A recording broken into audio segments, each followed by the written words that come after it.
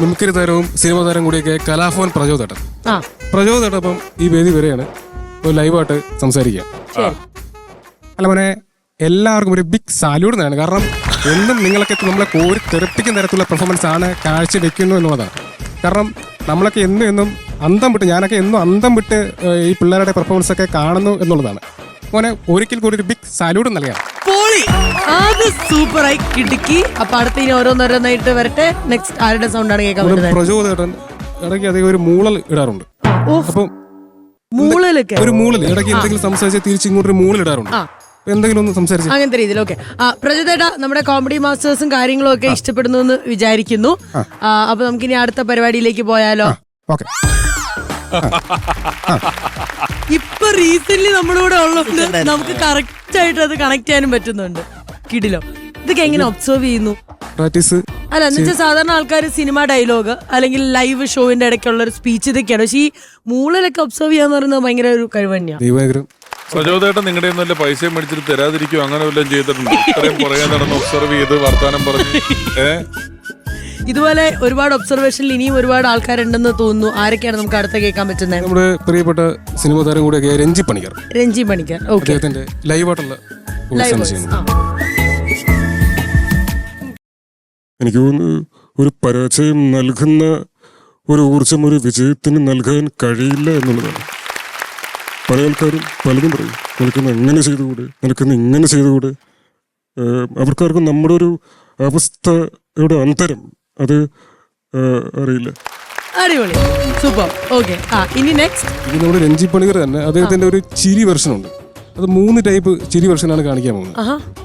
അദ്ദേഹം ഈ മസിൽ അടക്കി പിടിച്ചുള്ള ഒരു ചിരിയുണ്ട്.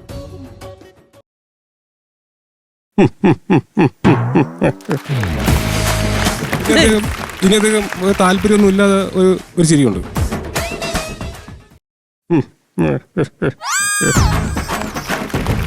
ഇനി അദ്ദേഹം തുറന്ന് ചിരിക്കാറുണ്ട്.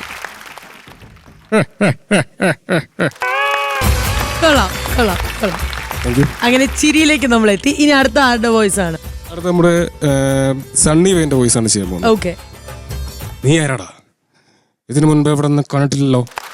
അത് പറ, നീ ആരാടാ? മിണ്ടാതെ വാരം ചുരുട്ടി അതായത് മൂലിക്ക് പോയി കിടന്നു. മിണ്ടാതിരിയടാ കിളവോ.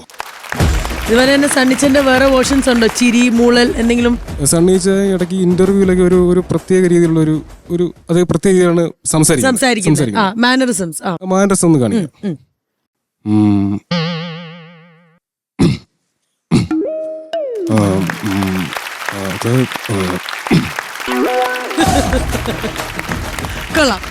ഇനി നെക്സ്റ്റ് ഐറ്റം. ഇനി അടുത്തായിട്ട് നമ്മുടെ ബിനു പപ്പു, അദ്ദേഹത്തിന്റെ വോയിസ് ആണ് ചെയ്യാൻ പോകുന്നത്.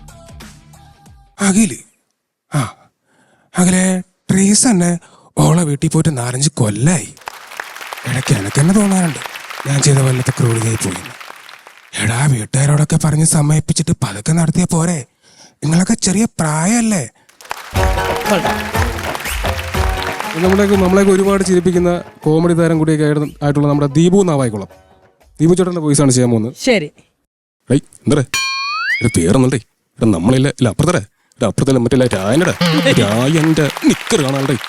ഇത് എവിടെ പോകുന്നറിയാമടെ? സംഭവം എന്ന് പറഞ്ഞാൽ ഇവനും ഇവന്റെ കുറെ കൂട്ടുകാരന്മാരും ഈ എല്ലാം കൂടെ നമ്മളെല്ലാം മറ്റല്ല തോറണ്ടല്ല തോറി അവിടെ ഇങ്ങനെ പുല്ലി ഇങ്ങനെ കുളിച്ചോണ്ടിരിക്കുന്നേട്ടെ. അങ്ങനെയാണ് ഇങ്ങനെ നിക്കർ എല്ലാം കൂടെ തോട്ടിൽ ഇങ്ങനെ ഒഴുകി പോകുന്ന പറഞ്ഞാട്ടെ. നിന്റെ കുഞ്ഞമ്മേരെ മോനല്ല. ദീപു ചേട്ടൻ നിങ്ങൾ സ്പെഷ്യൽ ഐറ്റം ഉണ്ടോ? ചില്ലറായിട്ട് തരാം നമുക്ക്. ദീപു ഉറങ്ങുന്നുണ്ട്. ദീപു ഉറങ്ങുന്നത്.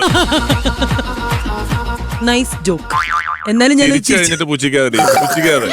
ചിരിച്ചത് എന്റെ ഉള്ളിലുള്ളത് നൈസ് ജോക്ക് എന്ന് പറഞ്ഞാൽ വിചാരിച്ചോളാം ചളിയാന്ന്, അതാണ് ഉദ്ദേശിക്കുന്നത്. അല്ല, വേറെ ഐറ്റം ഞാൻ ചോദിച്ച സീരിയസ് ആയിട്ട് ചില്ലറായിട്ട് എന്തെങ്കിലും ഉണ്ടോ നമുക്ക് തരാം? ഇപ്പൊ ഒരു ലോഡ് ക്യാഷ് ഇറക്കി ദീപു ചേട്ടൻ. ഇനി കഴിഞ്ഞു.